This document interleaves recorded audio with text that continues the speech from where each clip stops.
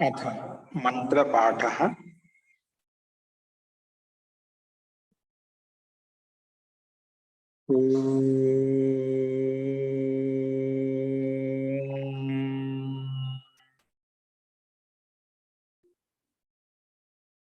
सहनां भवतु सहनौ भुनक्तु सह वीर्यं करवावहै तेजस्विनावधीतमस्तु मा विद्विषावहै।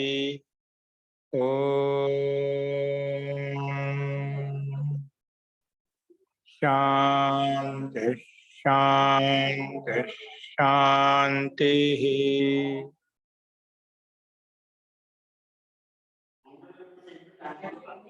सर्वेभ्यो नमः। अंदरिकी नमस्कारम अंडी।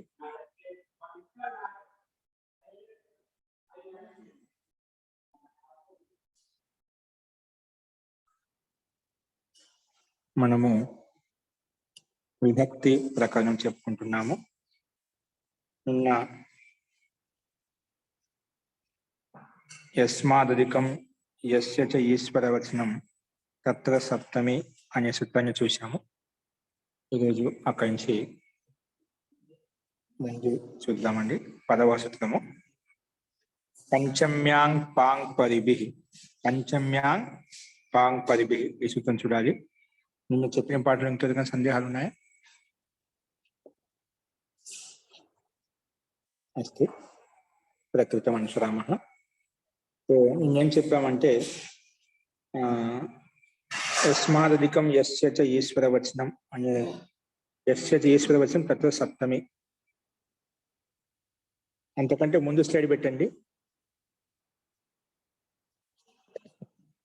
అస్తు దాని పక్కనే ఇంకోటి పంచమ్యాంగ్ పాంగ్ పరిభిః అనే సూత్రం అని చెప్పుకుంటున్నాం. చూడండి,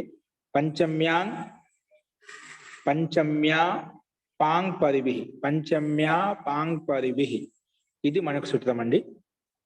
10వ సూత్రము 2, 3, 10 212వ పేజీ, పేజ్ నెంబర్ 212. అస్తు విభక్తి పద విభాగం వచ్చేసి పదచ్ఛేదం వచ్చేసి పంచమి ప్రథమ విభక్తి ఏకవచనము, అపాంగ్ పరిభిః, అపాంగ్ పరిభిః ఇది తృతీయ విభక్తి ఏకవచనం. ఏంటి? తృతీయ విభక్తి ఏకవచనం. ఈ సూత్రాన్ని మనం పంచమి ఒకటి, అపాంగ్ పరిభిః ఒక పదం కింద, 2 పదాల కింద విడగొట్టుకున్నాము.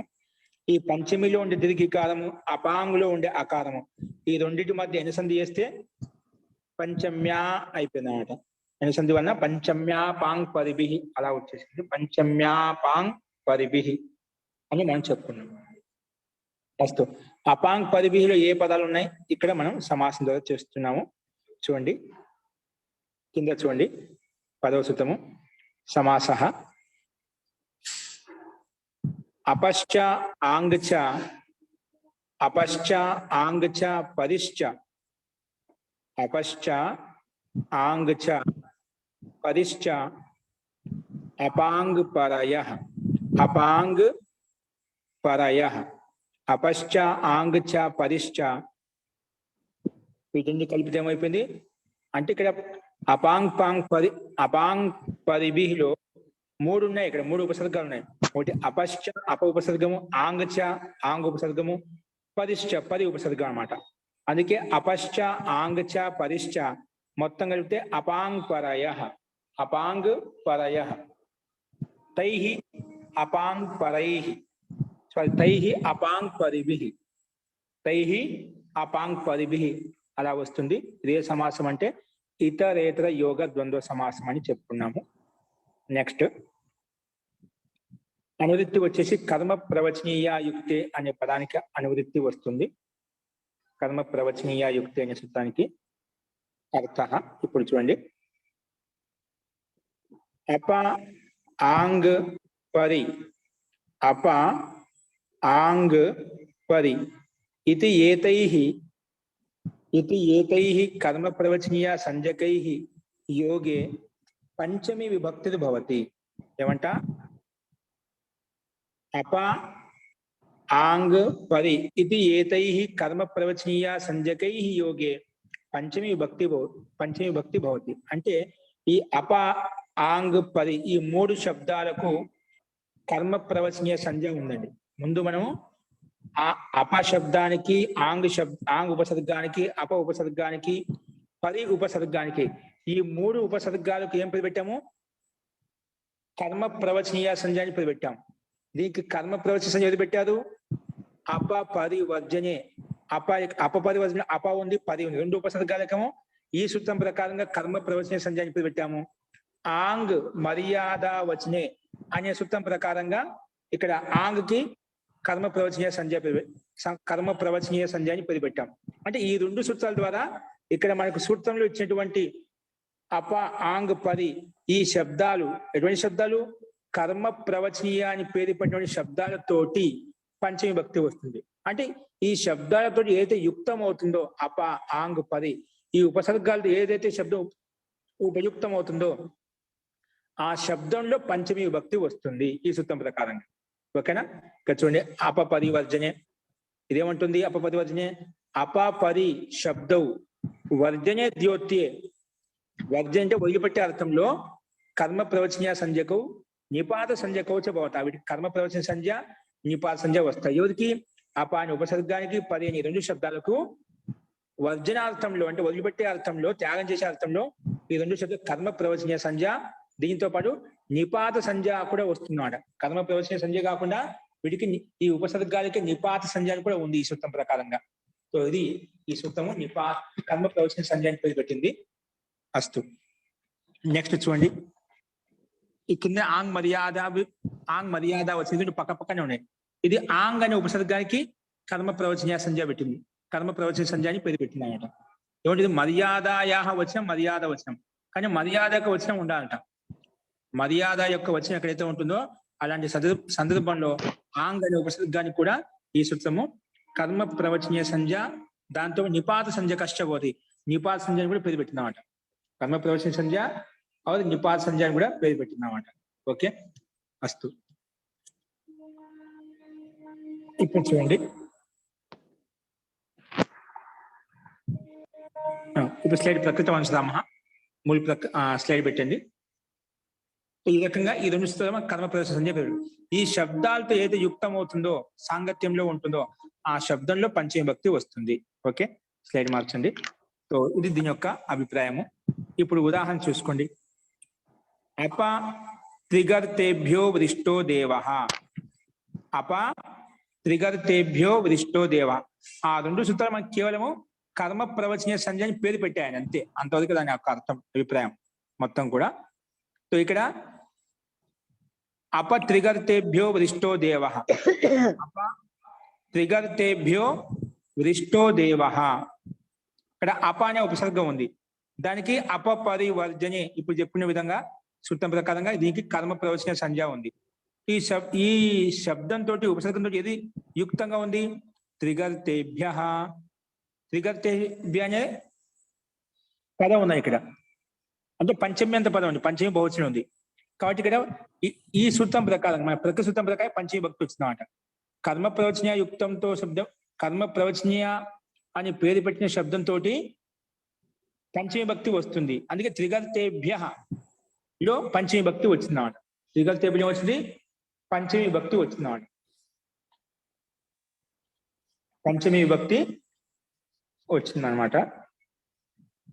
అంటే అపత్రిగర్తేభ్యో వృష్టో దేవ అంటే ఏమిటి? అపత్రిగర్తేభ్యో వృష్టో దేవ అంటే ఇక్కడ తాత్పర్యం ఏంటంటే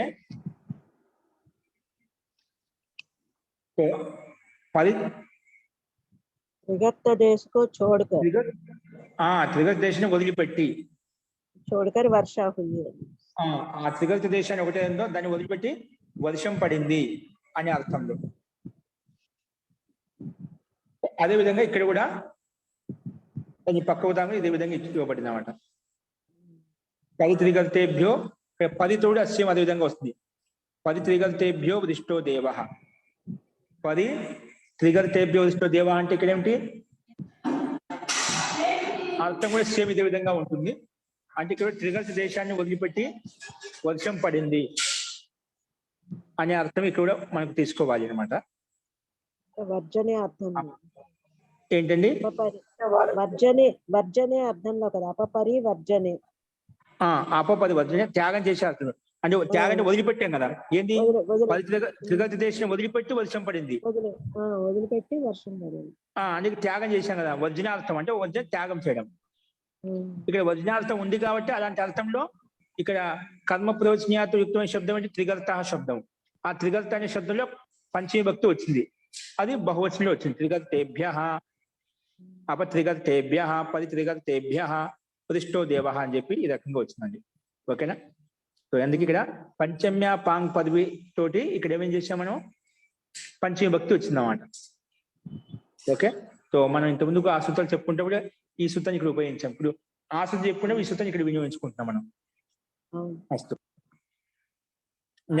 నెక్స్ట్ చూడండి, ఆ పాటలీపుత్రాత్ వరిష్ఠో దేవ. ఇక్కడ ఆ ఉపసర్గ ఉదాహరణ, అపాకి పరికి ఉదాహరణ చూసాము. ఆ పాటలీపుత్ర వరిష్ఠో దేవ అంటే ఇక్కడ మర్యాదార్థంలో ఏంటి, మర్యాదార్థం తీసుకోబడింది. ఆ పాటలీపుత్రాత్ వరిష్ఠో దేవ అంటే పాటలీపుత్రాన్ని వదిలేసేసి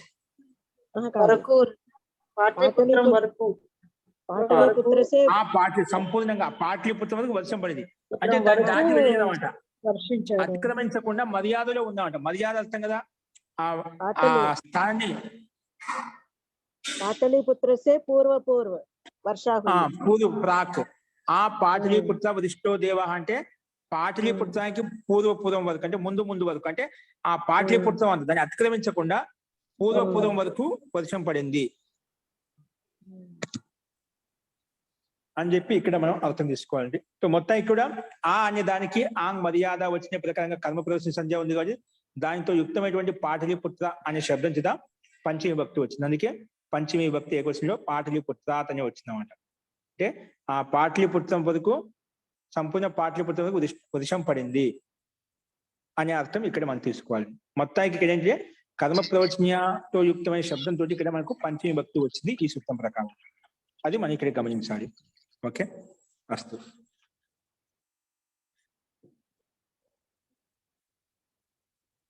ఈ రెండు వీటికి కర్మ ప్రవేశం ఎలా వచ్చిందో అపపది వచ్చిన ఒకటి గుర్తుపెట్టుకొని మర్యాదలో ఆంగికి ఈ రెండు అర్థాలు అదే విధంగా ఇచ్చారన్నమాట. అది మనం గమనించాల్సిన విషయము. అస్తు. నెక్స్ట్ వచ్చి పంచమికి అనువృత్తి వస్తుంది కిందికి కూడా. ప్రతినిధి ప్రతిదానేచ యస్మాత్. ఏంటి? ప్రతినిధి ప్రతిదానేచ యస్మాత్. చూడండి, ప్రతినిధి ప్రతిదానే ప్రథమ విభక్తి ద్వివచనము, చ అవ్యయ పదం. యస్మాత్ పంచమీ భక్తి ఏకవచనం. యస్మాత్ అంటే పంచమీ భక్తి ఏకవచనం అనమాట. ప్రతినిధి ప్రతిదానే ప్రథమ విభక్తి ద్వివచనము, చ అవ్యయ పదము, యస్మాత్ పంచమ్యంతం ఏకవచనం. అస్తు. ఇప్పుడు ప్రతినిధి ప్రతిదానే అనే పదాన్ని విడగొట్టి సమాసం ద్వారా మనం చూస్తున్నాం, విగ్రహవాక్యం ద్వారా చూస్తున్నాము. చూడండి, ప్రతినిధి ప్రతిదానే అంటే ఏమిటంటే ప్రతినిధిశ్చ ప్రతిదానం చ విడగొట్టుకున్నాము. ప్రతినిధిశ్చ ప్రతిదానం చ కలిపితే ప్రతినిధి ప్రతిదానే, ప్రతినిధి ప్రతిదానే ఈ రకంగా సమస్త పదం వచ్చింది. ఏ సమాసం అంటే ఇతర యోగ ద్వంద్వ సమాసం. ద్వంద్వ సమాసం అనే రెండిటికి ప్రాధాన్యత ఉంటుంది. అస్తు. అనువృత్తి వచ్చేసి పంచమి కర్మ ప్రవచనీయ యుక్తే ఈ రెండు పదాలకి అనువృత్తి వస్తుంది. ఇప్పుడు సూత్రార్థం ఏంటో చూద్దాం. అర్థ యస్మాత్ ప్రతినిధి, యస్మాత్ ప్రతినిధి, యస్మాచ్చ ప్రతిదానం. దేనికంటే యస్మాత్ ప్రతినిధి, యస్మాత్ ప్రతిదానం తత్ర కల్ప ప్రవచనీయ యోగే పంచమి భక్తులు భవతి. ఇక్కడ అర్థం నిర్ధారించుకుంటూ పోతున్నాం అండి. ఎక్కడెక్కడ యస్మాత్ ప్రతినిధి దేనికంటే ప్రతినిధి ఉందో, యస్మాత్ ప్రతిదానం దేనికంటే ప్రతిదానం ఉందో అలాంటి అర్థంలో చూద్దాం. ఇప్పుడు యస్మాత్ ప్రతినిధి యస్మాచ్చ ప్రతిదానం తత్ర కర్మ ప్రవచనీయ యోగే పంచమీ విభక్తులు భవతి. అక్కడ పంచమీ భక్తి వస్తుంది. ఇక చూడండి, ఎవరికంటే ప్రతినిధిగా ఉన్నాడో जिससे प्रतिनिधित्व हो तथा जिससे प्रतिदान हो उसमें भी पंचमी विभक्ति होती है। అంటే ఇక్కడ ఉదాహరణ ఇచ్చిన మనకు అభిమన్యు అర్జునతః ప్రతి, అభిమన్యు అర్జునతః ప్రతి అంటే అర్జునుడు అభిమన్యుడు అర్జునుడికి ప్రతినిధి. ఇప్పుడు యుద్ధంలో మహాభారతంలో అభిమన్యుడు అర్జునుడికి ప్రతినిధిగా వెళ్ళిపోయి యుద్ధం చేశాడు కదా, అలాగా ప్రతినిధి అన్నమాట. ఇక్కడ అర్జునికి ప్రతినిధి ఎవరు? అభిమన్యుడు, తన కొడుకు కుమారుడు అభిమన్యు. అలాగే ప్రద్యుమ్న వాసుదేవ ప్రతి, ప్రద్యుమ్నుడు వాసుదేవికి ప్రతినిధిగా ప్రద్యుమ్నుడు వెళ్ళాడు అన్నమాట. ప్రద్యుమ్నుడు వాసుదేవ ప్రతి, వాసుదేవికి ప్రతినిధిగా ప్రద్యుమ్నుడు అంటే అతని కృష్ణుడు కొడుకు ఎవరు? ప్రద్యుమ్నుడు. అర్జున కొడుకు అభిమన్యుడు. ఇక్కడ అంటే వీళ్ళు కృష్ణుడికి ప్రతినిధిగా ప్రద్యుమ్నుడు, అర్జునుడికి ప్రతినిధిగా అభిమన్యుడు వెళ్ళామన్నమాట. ఇది ప్రతినిధిగా మనకు ఉదాహరణ చూపించదు. అభిమన్యు అర్జునతః ప్రతి, ఇక్కడ ప్రతికి కర్మ ప్రయోజన సంధ్య కాబట్టి కర్మ ప్రయోజన సంధ్య ప్రతికి ఉంది కదా, దాని యోగంలో అర్జునతః అనేది ఇక్కడ పంచమ్యంతం వచ్చిందన్నమాట. ఈ సూత్రం ప్రకారంగా పంచమి భక్తి పెట్టుకున్నాడు, అర్జునతః ప్రతి అని చెప్పి. ఇక్కడ కర్మ ప్రయోజన యోగంలో అర్జునత అనేది పంచమి భక్తి వచ్చింది ఈ సూత్రం ప్రకారంగా. అలాగే ప్రద్యుమ్నలో కూడా పంచమి భక్తి వచ్చింది, ఇక్కడ కూడా అదే విధంగా చూసుకోవాలి. కాబట్టి ప్రద్యుమ్నలో ఏంటి ఇక్కడ వాసుదేవత ప్రతి, ప్రతి కర్మ ప్రవేశ సంధ్య, ఇక్కడ వాసుదేవత అనేది పంచమి విభక్తి అంతం. కాబట్టి ఇక్కడ ప్రతి యోగంలో వాసుదేవత, ప్రతి యోగంలో అర్జునత, రెండిట్లో పంచమి విభక్తి పెట్టుకున్నాం మన ప్రకృత సూత్రం ప్రకారంగా. అలాగే ప్రతిదానం అంటే ఏమిటి? ప్రతిదానం అదలి బదిలీ అంటే ఒక వస్తువుకి బదులుగా ఇంకొక వస్తువు ఇవ్వడం, తీసుకోవడం. నేను నీకు ధాన్యాన్ని ఇస్తున్నా, నాకు బదులుగా ఇంకొక ధాన్యం ఇవ్వు. అట్లా వస్తువు మార్పిడి ఉండేది, ధాన్య మార్పిడి ఉండేది ప్రారంభంలో పూర్వకాలంలో. ఇప్పుడు తీసుకుంటానే పరోక్షంగా తీసుకుంటున్నాడు, డైరెక్ట్ గా అట్లా డైరెక్ట్ గా తీసుకోకుండా ఇప్పుడు ఆదాయ ప్రధానం నడుస్తుంది. కానీ అప్పట్లో ఏ విధంగా ఆదాయ ప్రధాన ధాన్యాలకు ఉండేది, ఇప్పుడు అలా లేదు. కాకపోతే అది విత్త రూపంలో ధన రూపంలో భిన్న భిన్న రూపాలుగా తీసుకుంటున్నాం. అస్తు మొత్తానికి అంటే ప్రతి దాని అంటే ఏమిటి? ఒక దానికి బదులుగా ఇంకోటి ఇవ్వడం. అలాంటి అర్థంలో తిలేభ్య ప్రతి మాసాన్, తిలేభ్య ప్రతి, ఇక్కడ ప్రతి అనే కర్మ ప్రదర్శన శబ్దానికి సంబంధం ఏంటి? తిలేభ్య అంటే నువ్వులకు బదులుగా, మాషాన్ అస్మై యచ్చతే, నువ్వులకు బదులుగా మాష అంటే అలసందలను ఇతని కోసం ఇస్తున్నాడు. నువ్వులకు బదులుగా అలసందలను ఇతనికి ఇస్తున్నా అంటే ఆయన నువ్వులు ఇచ్చాడు, దీనికి బదులుగా అలసందలు ఇస్తున్నాడు, ధాన్యానికి ధాన్యం మారుస్తున్నాడు అనమాట.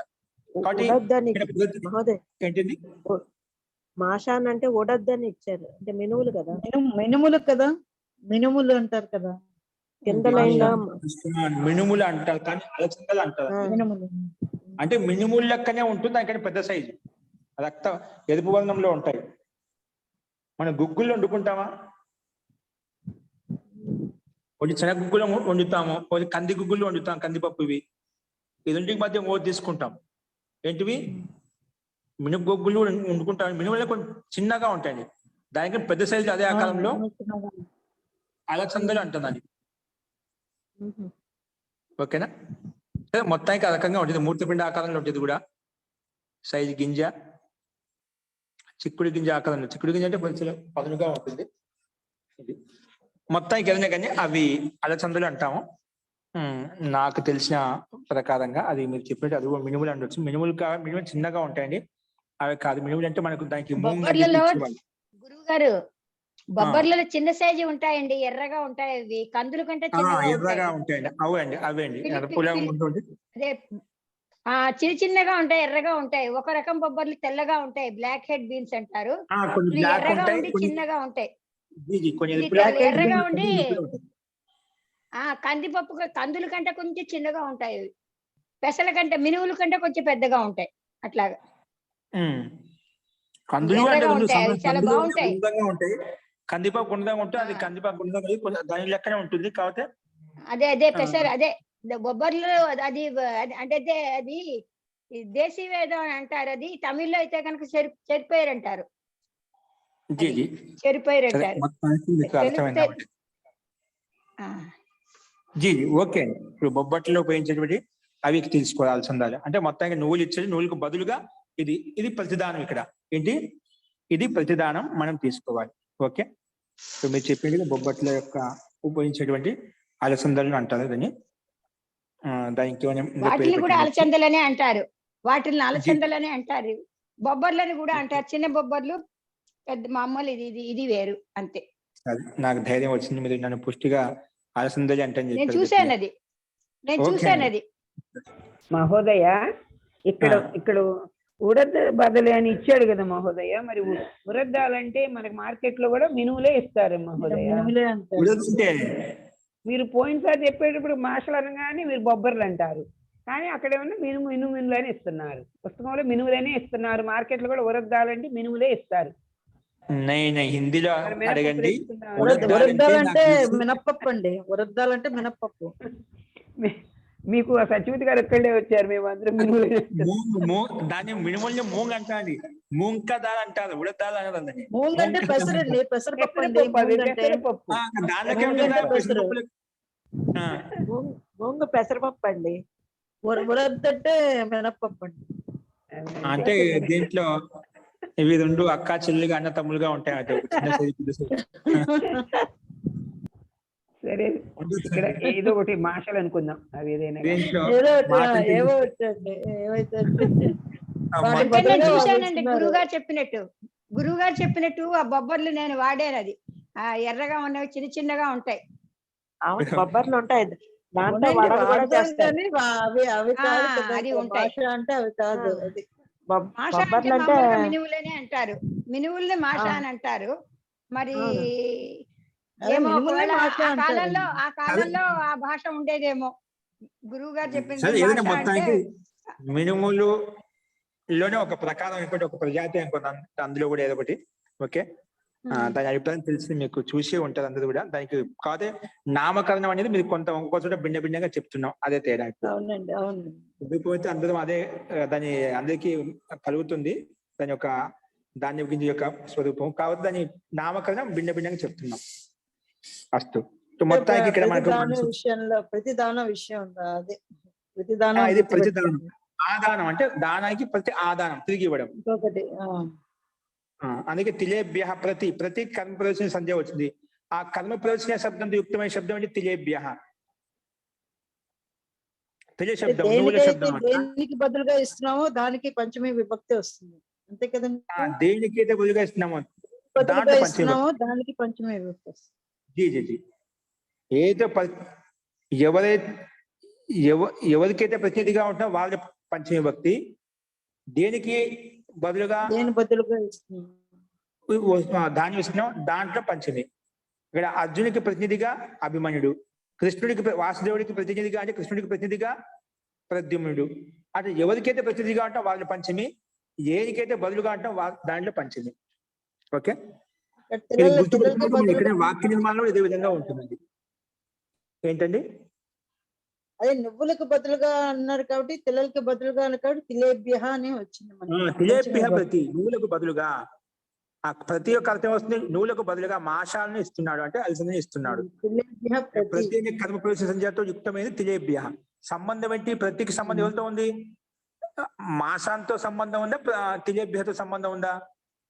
తిలేభ్యతో సంబంధం. అందుకే ఇక్కడ కర్మ ప్రవేశనీయత యుక్తమైన శబ్దము ఏదైతే ఉందో దాంట్లో పంచమీ రావాలి. ఈ సూత్రం ప్రకారం పంచమీ పెట్టాం. ఈ సూత్రంలో మనకు వాక్య నిర్మాణం రాసినాక ఇక్కడ పంచమీ ఎలా వచ్చింది అంటే ప్రతిదానంలో వచ్చిన అదిలి బదిలిగా అర్థం ఎవరికైతే బదులు దేనికైతే బదులుగా ఇస్తున్నాం అందులో పంచమీ వచ్చింది, ప్రతిదాన అర్థంలో పంచమీ వచ్చింది అని చెప్పి మనం చెప్పుకోవాలన్నమాట. ఓకే, అస్తు. ఇక్కడ మన ప్రతికి కర్మ ప్రవేశించడం ఎలా వచ్చిందంటే ప్రతి యోగే పంచమ్యా స్తసి కాదు, ప్రతినిధి ప్రతిదానయో, ప్రతినిధి ప్రతిదానయో అనే సూత్రం ప్రకారంగా ప్రతినిధి ప్రతిదానయో అనే సూత్రం ప్రకారంగా ప్రతికి కర్మ ప్రవచనీయ సంధ్య వచ్చిందన్నమాట. ప్రతికి కర్మ ప్రవచనీయ సంధ్య వచ్చింది.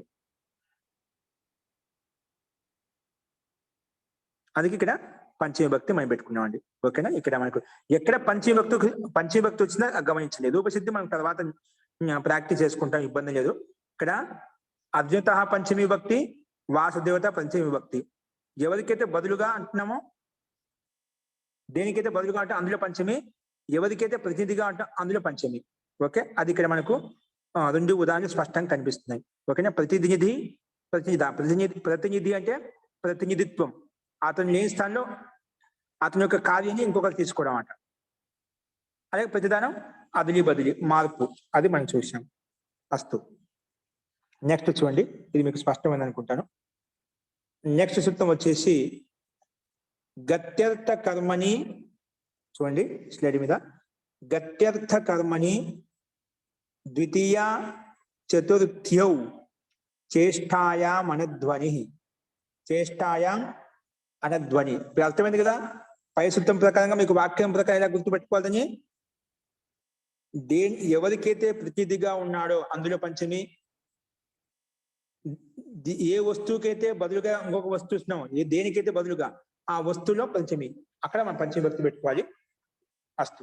ఇప్పుడు నెక్స్ట్ ఏం చెప్తున్నంటే గత్యర్థ కర్మని ద్వితీయ చతుర్థ్యౌ. గత్యర్థ కర్మలో ఏమొస్తుందట?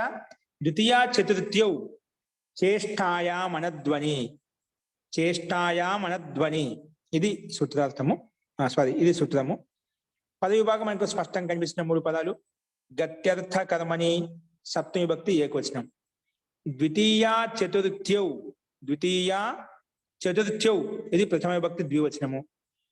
చేష్టాయాం, చేష్టాయాం సప్తమి విభక్తి ఏకవచనం. చేష్టాయాం అనేది సప్తమి విభక్తి ఏకవచనం. అస్తు. నెక్స్ట్ అనధ్వని. అనధ్వని అనేది సప్తమి విభక్తి ఏకవచనం. అనధ్వని అనేది సప్తమి విభక్తి ఏకవచనము. ఇవి మనకు పద విభాగము. చేష్టాయంలో సమస్త పదాలు రెండు పదాలు ఉన్నాయి. చేష్టాయం ఒకటి, అనధ్వని. అనధ్వని సప్తమ్యంతం ఏకవచనము, చేష్టాయాం కూడా సప్తమ్యంతం ఏకవచనం, అంటే సప్తమి విభక్తి ఏకవచనము. ద్వితీయ చతుర్థ్యో ఇది ప్రథమ విభక్తి ద్వివచనం, రెండు ఉన్నాయి కాబట్టి. గత్యర్థ కర్మని ఇది సప్తమి విభక్తి ఏకవచనం. ఈ రకంగా 4 పదాలు ఉన్నాయి. ఇప్పుడు గత్యర్థ కర్మని అంటే ఏమిటి, ఇక్కడ సమాసం ద్వారా చెప్పుకుంటున్నాము. చూడండి, గతి అర్థో ఏషాం అంటే గతి యొక్క అర్థం ఉంది. ఏషాం ఏ శబ్దాలకైతే, అంటే అటువంటి శబ్దాలు ఏ శబ్దాలకైతే గతి అర్థం ఉందో వాటిని గత్యర్థాః అంటాం. ఏమంటాం? గతి అర్థో ఏషాం తే గత్యర్థాః శబ్దాః. ఏ శబ్దాలకైతే గతి యొక్క అర్థం, గతి అంటే కదలికలు, ఏమిటి దాంట్లో చైతన్యం ఉండాలి, కదలిక ఉండాలి, ఇల్నా డుల్నా అనేది ఉండాలంట. ఓకే, నడవడం కానీ కదలడం కానీ, అలా గతి ఎక్కడైతే ఉంటుందో అటువంటి గత్యర్థ అర్థాన్ని ఇచ్చే శబ్దాలు ఏవైతే ఉన్నాయో, గతి అర్థో ఏషాంతే గత్యర్థాః. ఓకేనా? సో అటువంటి గత్యర్థానాం ధాతూనాం, గతి అంటే గతి అర్థో ఏషాంతే గత్యర్థ అని చెప్పుకున్నాం. అలా చెప్పిన తర్వాత గత్యర్థానాం ధాతునం, గతి అర్థాన్ని ఇచ్చే ధాతులతోటి ఇప్పుడు మళ్ళీ మొత్తం కలిపి చెప్తున్నాం. గత్యర్థానాం అంటే ధాతున, గతి అర్థం ఇచ్చే ధాతులు ఏవైతే ఉన్నాయో ధాతులు తీసుకో అంట. అటువంటి ధాతువులు ఏ ధాతువులకైతే గతి యొక్క అర్థం ఉందో అటువంటి ధాతులు. గత్యర్థానాం ధాతునాం కర్మ, ఆ గత్యర్థ ధాతుల యొక్క కర్మ అయితే ఉందో దాన్ని గత్యర్థ కర్మ ధాతు అంటామంట.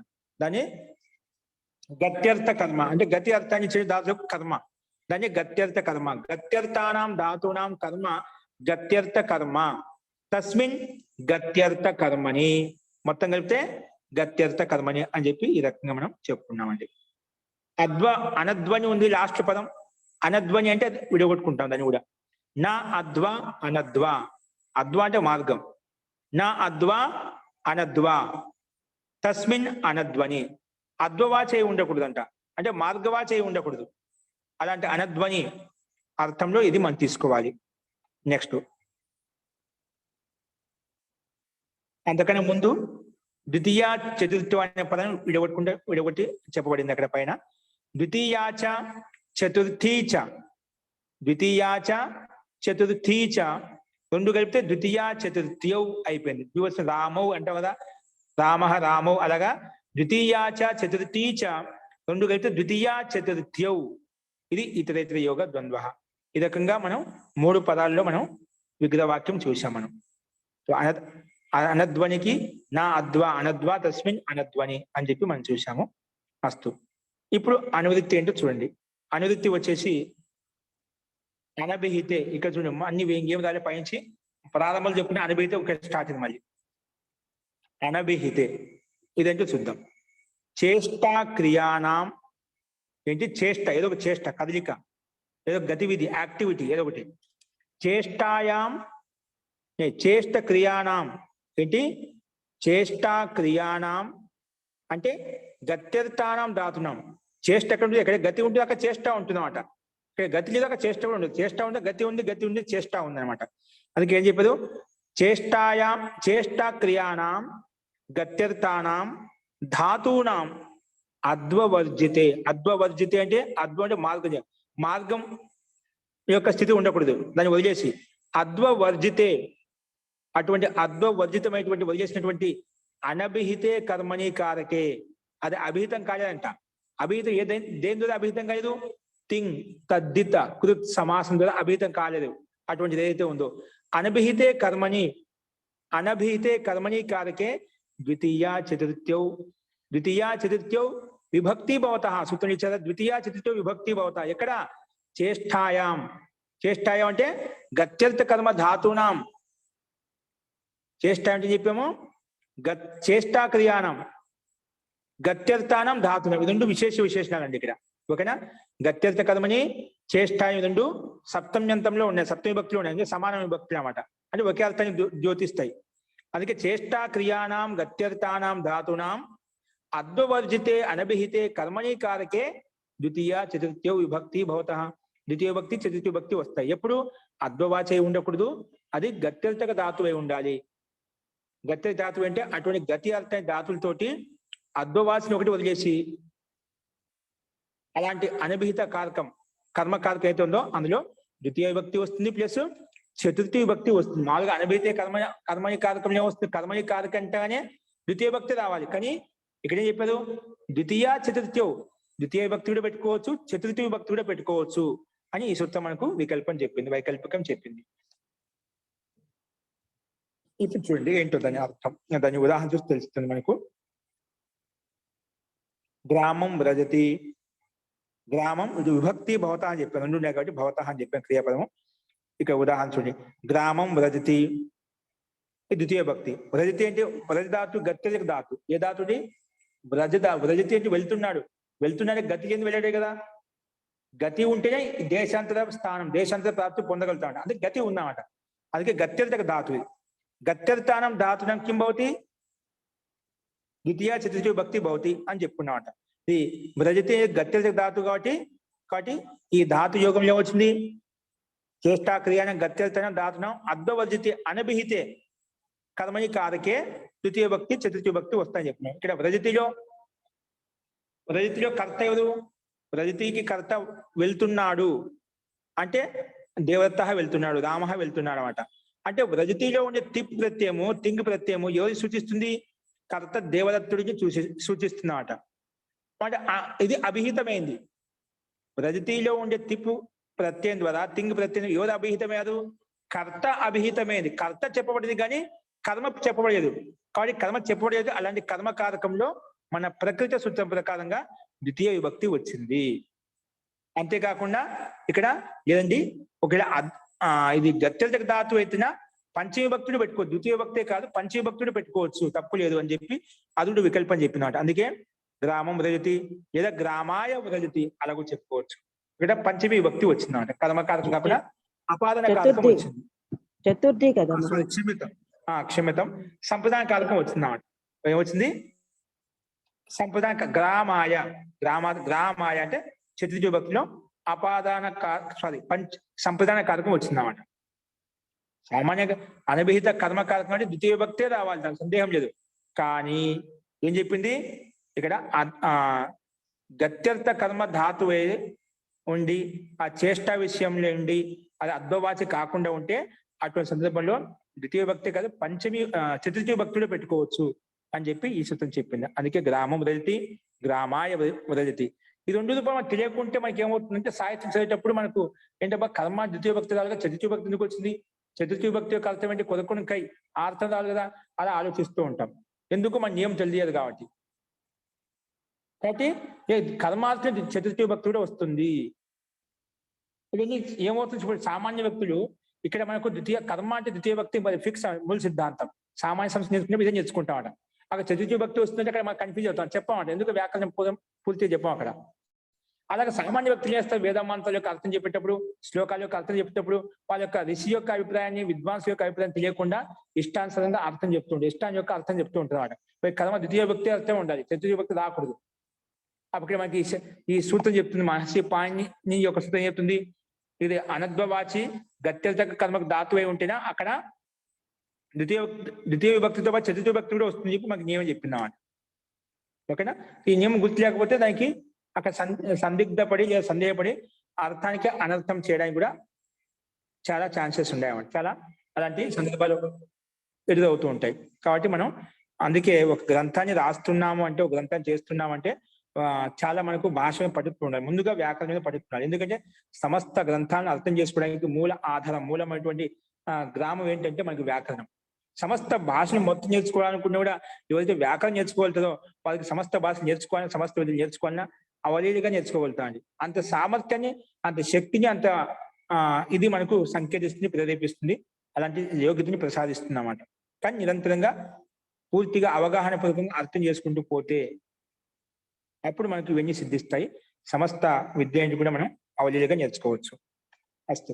సో ఇక్కడ అలాంటి సందర్భం ఉంది కాబట్టి మనకు ద్వితీయ చతుర్థి రెండు భక్తులు కంటే గ్రామం వదతి, గ్రామాయ వదతి, అలాగే గ్రామం గచ్చితి, గ్రామాయ గచ్చితి రెండు పెట్టుకోవచ్చు. గ్రామానికి వెళ్తున్నాడు, గచ్చితి కూడా గమ్ ధాతు కూడా గత్తిజక ధాతు, అలాగే వ్రజతి కూడా ఇది గత్తిజక ధాతు, రెండు పరిశ్రమపదాలే, రెండు గత్తిజక ధాతులు కాబట్టి ఈ మన ప్రకృతి సూత్రం ప్రకారంగా ద్వితీయ విభక్తి, చతుర్థి విభక్తి రెండు విభక్తులు కనిపిస్తున్నాయి.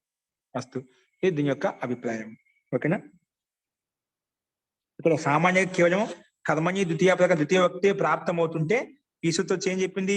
లేదు, ద్వితీయ భక్తిగా చతుర్థి భక్తి కూడా పెట్టుకోవచ్చు, సంప్రదాయ కాలం కూడా వస్తుంది అని చెప్పి ఈ సూత్రం ఒక వికల్పం చెప్పింది అన్నమాట, ఒక విధానం చేసింది.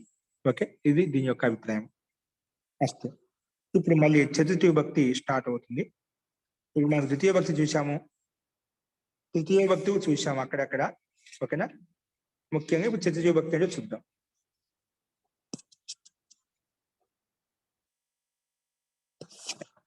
పంచమి విభక్తి కూడా చూసాం మనం, పంచమి చతుర్థి చూసాము, తృతీయ కూడా చూసాము. ఇక్కడ చతుర్థి విభక్తి చూస్తున్నాం అన్నమాట. సో స్లైడ్ మార్చండి. చతుర్థి సంప్రదాయే ఏంటి? మహోదయ, ఇక్కడ గ్రామం గచ్చతి, గ్రామాయ గచ్చతి అని రెండు ఉదాహరణలు ఇచ్చారు కదండి. అంటే రెండు గ్రామం ద్వితీయ భక్తి, గ్రామాయ తృతీయ భక్తి రెండిట్లేదో రాసుకోవచ్చు, ఏదైనా రాసుకోవచ్చు. మామూలుగా మనకు గ్రామం గచ్చతి అంటే గ్రామానికి వెళ్తున్నాడు అని మనం చెప్పుకుంటాం కదా, దాని అర్థం. మామూలుగా గ్రామాయ గచ్చతి అంటే గ్రామం కొరకు వెళ్తున్నాడు అని మనం చెప్పుకుంటున్నాం ఇప్పుడు వరకు. కానీ ఇప్పుడు ఈ సూత్రం తెలుసుకున్నాక గ్రామాయ అంటే గ్రామం కొరకు వెళ్తున్నాడు అని చెప్తే తప్పు అయిపోతుంది. గ్రామానికి వెళ్తున్నాడు అనే చెప్పాలి, అంతే కదండి? అంటే గ్రామానికి కొరకు వెళ్తున్నా అని కూడా గ్రామం కొరకు ఏమవుతాడు అంటే గ్రామానికి వెళ్తుంటా, గ్రామం కొరకు వెళ్తున్నా అంటే గ్రామానికి వెళ్తుంది. దాన్ని ఒక్కోసారి మనం భాషలో కూడా ఒక్కోసారి మనం అలాంటి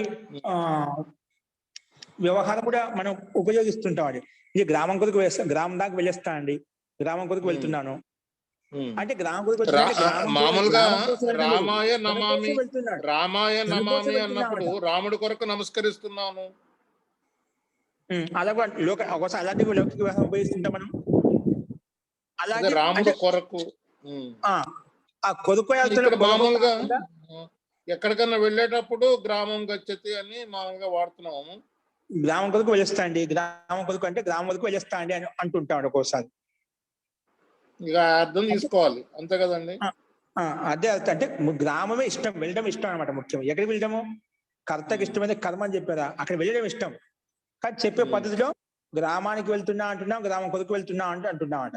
ఆ గ్రామం కొరకు వెళ్తాం, గ్రామం కొరకు గ్రామం ఎలా ఉందో అలాగ దాని కొరకు ఎందుకు వెళ్తాం, మన కొరకు మన సమస్య ఉంది. ఇక్కడ కండిషన్ మాత్రం అది గమన ఇదిలో ఉండాలి. అప్పుడే ఆ, చతుర్థి గతి వస్తుంది. ఉండాలి.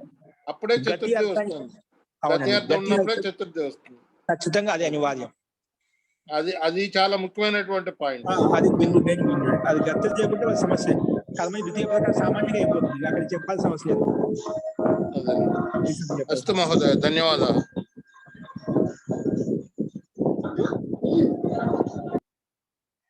నెక్స్ట్ చూడండి, చతుర్థి విభక్తి ఎప్పుడు వస్తుంది, ఏ సందర్భంలో వస్తుంది అది చెప్తున్నారు. మీకు చెప్పాను చతుర్థి విభక్తి ఎప్పుడు వస్తుంది. చతుర్థి విభక్తి అంటే ఏమిటి? సంప్రదానం. సంప్రదానం చతుర్థి విభక్తి అని చెప్పాను. సో చతుర్థి సంప్రదానే. సంప్రదానం అంటే ఏం చెప్పుకున్నాము? ఏం పరిభాష చెప్పాను? ముందు ప్రారంభంలో చెప్పాను. సంప్రదానం అంటే ఏమిటి?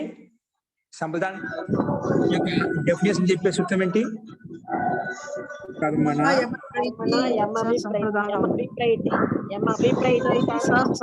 సంప్రదానం.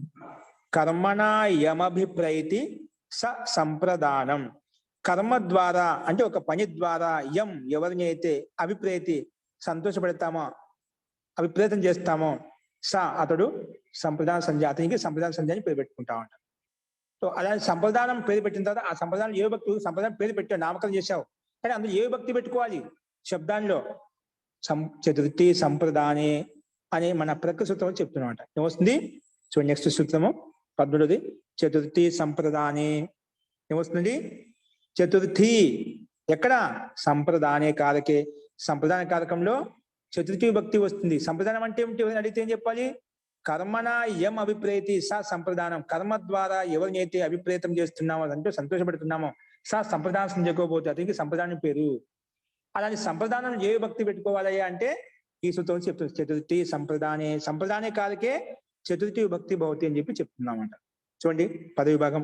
చతుర్థి ప్రథమ విభక్తి ఏకవచనము, సంప్రదానే సప్తమి విభక్తి ఏకవచనము. రెండు పదాలు ఇక్కడ, రెండు పదాలకు విడగొట్టుకున్నాం. అనువృత్తి వచ్చేసి అనభిహితే. ఏంటి? అనభిహితే.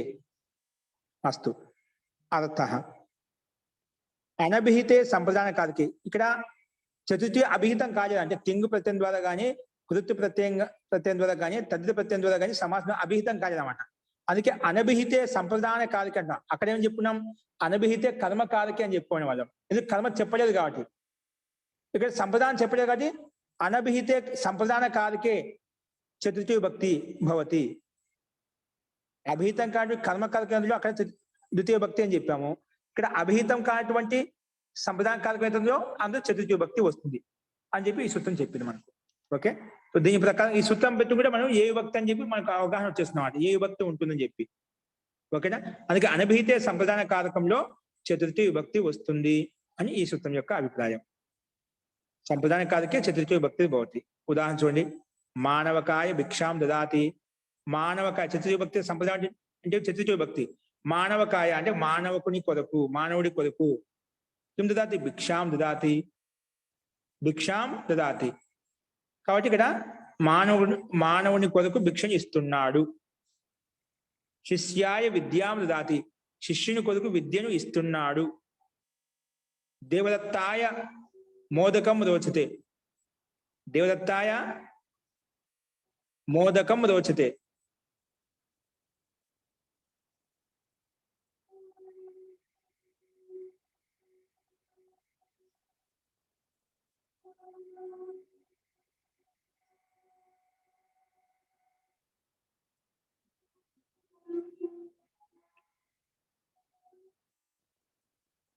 ఇక్కడ మోదకం రోచిత. మోదక రోచి ఎందుకు ఇచ్చా అంటే దేవతుని కొరకు లడ్డు చాలా ఇష్టం. దేవతుని కొరకు అయితే లడ్డు చాలా ఇష్టం. ఇక లడ్డు ఇక్కడ కరెక్ట్గా తీసుకున్నాను, అందుకే మోదక అని చెప్పి చెప్పబడింది. అస్తు. ఇక్కడ మానవకాయ భిక్ష అంటే మానవుడికి అంటే ఒక మనిషికి భిక్ష ఇస్తున్నాడు, శిష్యుడికి విద్యను ఇస్తున్నాడు, అలాగే దేవతుడికి మోదకం ఇస్తున్నాడు. దేవతుడికి మోదకం అంటే చాలా ఇష్టం. రోజు అంటే మోదక లడ్డు చాలా ఇష్టం. ఓకే, ఇక్కడ సంప్రదాన సంధ్య వచ్చింది. సంప్రదాన సంధ్య వచ్చింది కర్మణ యమభిప్రేతి సా సంప్రదానం. అది సూత్రం ఇచ్చారు ఇక్కడ. దేవదత్తాయ రోచతే మే. దేవదత్తాయ రోచతే. ఈ ఉదాహరణలో మాత్రము రుచ్యర్థానాం ప్రీయమానః అనే సూత్రం ప్రకారం సంప్రదాన సంధ్య వచ్చిందండి. ఇలా వచ్చింది. మనము సామాన్యంగా ఒక కర్మ ద్వారా ఎవరిని సంతోషపడతాం వారికి కర్మ సంజ్ఞ అని పేరు పెట్టాం కదా, వారికి ఒక సంప్రదాన సంజ్ఞ అని పేరు పెట్టాం. అలాగే ఇంకా సంప్రదాన సంజ్ఞ ఏ సందర్భంలో వస్తుంది? ఎవరిని ఒక పని ద్వారా ఎవరినైతే సంతోషపెడతామో వారిలో మాత్రమే సంప్రదాన సంజ్ఞ వస్తుందా? ఇంకా ఏ సందర్భంలో వస్తుందంటే దానికి ఇంకొక సూత్రం రోచతే అనే సందర్భంలో వస్తుంది. రోచతే అది ఇక్కడ ఒక అర్థ విశిష్టం అని చెప్పారు. రుచ్యర్థానం ప్రియమాణః. రుచి అర్థాన్ని ఇచ్చే ధాతులు ఏవైతే ఉన్నాయో అంటే చాలా ఇష్టం అనే అర్థంలో రుచి అర్థాన్ని ధాతులు ఏవైతే ఉన్నాయో అలాంటి రుచ్యర్థ ధాతులతో కూడా సంప్రదాయ సంజ్ఞ వస్తుంది. అంటే ఎవరికైతే చాలా ఇష్టం, ఎవరికైతే ఏది చాలా ఇష్టమో, ఎవరికైతే ఇష్టమో చాలా ఇష్టం వారికి చతుర్థి విభక్తి రావాలి. అంటే వారికి సంప్రదాయ సంజ్ఞ పేరు పెడతాము. సంప్రదాయ సంజ్ఞ పేరు పెట్టిన తర్వాత ఆ సంప్రదాయ కాలకంలో చతుర్థి విభక్తి వస్తుందన్నమాట. సో మీరు చెప్పినట్టుగా సామాన్యంగా ఒక మూల సిద్ధాంతం అంటే ఒక కర్మ ద్వారా ఎవరిని సంతోషపెడతామో ఆ సంతోషపడిన వ్యక్తిలో సంప్రదాయ సంజ్ఞాన్ని పేరు పెట్టుకుంటాము. అలాగే ఎక్కడ వస్తుంది సంప్రదాయ సంజ్ఞంగా ఎప్పుడెప్పుడు వస్తుందంటే ఇప్పుడు చెప్పుకున్నాం రుచి అర్థాన్ని దాతలు ఏవైతే ఉన్నాయో అలాంటి అర్థంలో కూడా సందర్భంలో కూడా సంప్రదాయ సంజ్ఞ అని పేరు వస్తుంది అని చెప్పి ఈ సూత్రం చెప్పింది. ఇది రుచ్యర్థానాం ప్రియమాణః అనే సూత్రం చెప్పినాడు. రుచి ఎవరికైతే ఏదైతే చాలా ఇష్టమో, ఎవరికైతే రుచి అంటే అత్యంత ఇష్టమో, ఏమి ఇష్టమో ఎవరికైతే చాలా ఇష్టమో వాళ్ళు చతుర్థి విభక్తి రావాలి. ఎవరికైతే చాలా ఇష్టమో, దేవతడికి చాలా ఇష్టం, ఏమి ఇష్టం? మోదకం అంటే ఇష్టం, చాలా ఇష్టం. అతను ఎవరికైతే చాలా ఇష్టం అంటాం వారిలో చతుర్థి విభక్తి రావాలి. వారిలో చతుర్థి విభక్తి రావాలి. అదేవిధంగా మనకు ఉదాహరణ కనిపిస్తుంది స్పష్టంగా మనకు. ఓకేనా? సో అన్నిట్లలో ఇది అనుభూతి. ఇక్కడేంటి? మానవకాయ భిక్షాం దదాతి. భిక్షాం దదాతి. దదాతి ఎవరు ఇస్తున్నారు? దదాతికి కర్త ఎవరు ఇక్కడ? ఇక్కడ అండర్స్టూడ్ లేడు అన్నమాట. రాముడు ఇక రామశబ్దం అధ్యాహనం చేసుకుంటాం. దదాతికి క్రియ ఎవరు? దదాతిలో తి ప్రత్యయం యొక్క కర్త ఇక్కడ దేవదత్తుడు అంటారు. దేవదత్తుడు మానవకాయ మానవుని కొరకు భిక్షాం దదాతి భిక్ష ఇస్తున్నాడు. దదాతికి కర్త మనం అధ్యాహనం చేసుకుంటాం. అండర్స్టూడ్ అన్నమాట అది. కాబట్టి ఆ తింగు ద్వారా దదాతిలో ఉండే తింగు ప్రత్యయం ద్వారా ఎవరు అభిహితమయ్యాడు? పక్కన దేవదత్త అభిహితమయ్యాడు. అంటే దేవదత్తుడు రాముడు మానవుడికి కొరకు భిక్షను ఇస్తున్నా అని చెప్పి. అంటే ఇక్కడ ఈ తిక్పు ద్వారా ఏది అనుభహితము? మానవక శబ్దము. అలాగే భిక్షా శబ్దము. ఏ శబ్దము? మానవక శబ్దం, భిక్షా శబ్దం అభిహితం కాలేదు. కాబట్టి మన ఈ ప్రకృతి సూత్రం ప్రకారం ఏమవుతుంది? అభిహితం కాలేదు. కాబట్టి ఇక్కడ అభిహితం కానిదేంటి? ఒకటి భిక్షా శబ్దం, ఒకటి మానవక శబ్దం అనమాట. ఇక్కడ భిక్షా శబ్దంలో మాత్రం కర్మని ద్వితీయ ప్రకారం ద్వితీయ భక్తి వచ్చేసి సామాన్యంగా వచ్చేస్తుంది. అది మానవకాయ మాత్రం చతుర్థి భక్తి ఎలా వస్తుందంటే ఇది రుచ్యర్థానం ప్రియమాణః క్షమ్యతం చతుర్థి సంప్రదాయ ప్రకారంగా వస్తుంది. చతుర్థి సంప్రదాయ ప్రకారంగా ఇక్కడ చతుర్థి భక్తి వస్తుందన్నమాట మనకు మానవకాయలో. అలాగే దేవదత్తాయ రోస్తే మోదకాలో ఇక్కడ మాత్రము రుచ్యర్థానం ప్రియమాణః అనే అర్థంలో ఇక్కడ చతుర్థి భక్తి ఉంది. ఎవరికైతే చాలా ఇష్టము? దేవతుడికి చాలా ఇష్టం. కానీ దేవతుడికి చతుర్థి భక్తి వచ్చిందన్నమాట. అందుకే దేవదత్తాయ రోచితే మోదక. దేవతకి మోదకం అంటే చాలా ఇష్టము. ఎవరికి ఇష్టం? ఎవరికైతే ఇష్టం చాలా ఇష్టం వాళ్ళు చతుర్థి భక్తి రావాలి. దేవతకి చాలా ఇష్టం కాబట్టి దేవతలో మనకు చతుర్థి భక్తి వచ్చింది. ఇది దీని యొక్క అర్థం. సూత్ర సిద్ధి కూడా, రూప సిద్ధి కూడా. సో మొత్తంలో దదాతి అనే తింగంత క్రియ ద్వారా శిష్య అనే శబ్దం అనభిహితం. అలాంటి అనుభూత కథలను చతుర్థి భక్తి పెట్టుకున్నాము. విద్యాంలో కర్మ అనుభూత కర్మ కాబట్టి కర్మని ద్వితీయ ప్రకారం ద్వితీయ భక్తి వచ్చిందన్నమాట. ఈ రకంగా మనం రూప సిద్ధి మనం చూసుకోవాలి, అర్థం చేసుకోవాలి. అస్తు. ఇందులో ఏదైనా సందేహం ఉందా?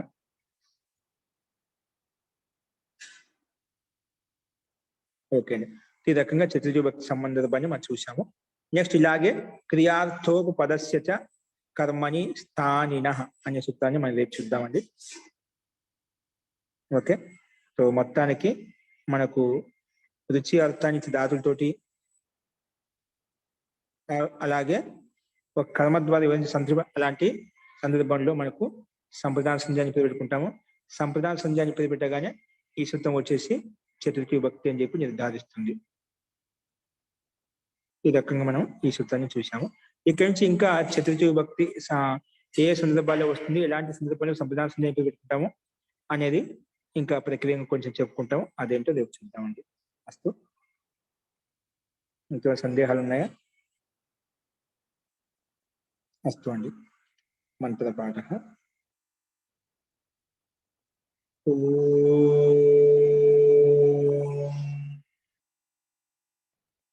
सर्वे भवन्तु सुखिनः, सर्वे सन्तु निरामयाः, सर्वे भद्राणि पश्यन्तु, मा कश्चित् दुःखभाग् भवेत्। ॐ शान्तिः शान्तिः शान्तिः। सर्वेभ्यो नमः. అందరికీ నమస్కారం అండి. నమస్తే మహోదయ.